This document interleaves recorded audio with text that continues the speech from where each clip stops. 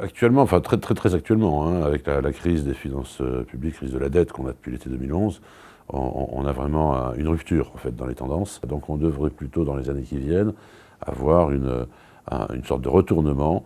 Après 30 années finalement de cohésion territoriale régulière, on devrait avoir effectivement un certain creusement des disparités entre les territoires les plus riches, qui s'en sortiront mieux, les plus denses, les grandes villes, et les territoires périphériques, les petites villes, les villes moyennes, et le monde rural, qui se portait très bien jusqu'à aujourd'hui, jusqu'à 2011, qui se portera moins bien, pas forcément mal, dans les années qui viennent. Et puis derrière, il y a un autre type de territoire, c'est les territoires anciennement industriels, qui eux connaissent une vraie descente aux enfers.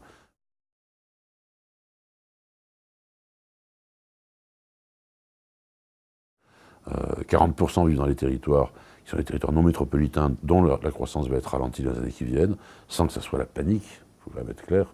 Et 40% vivent dans les territoires métropolitains qui, eux, aujourd'hui, ont les meilleurs potentiels de croissance et de développement social, humain, de l'emploi, etc.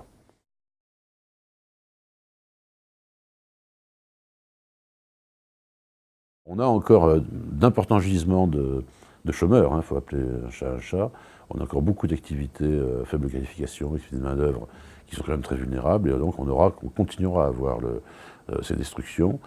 Et la question majeure, c'est la question de création d'activités qui permettent de compenser ces pertes. L'opportunité, c'est à nous de les fabriquer, hein. C'est effectivement avoir un système métropolitain qui fonctionne.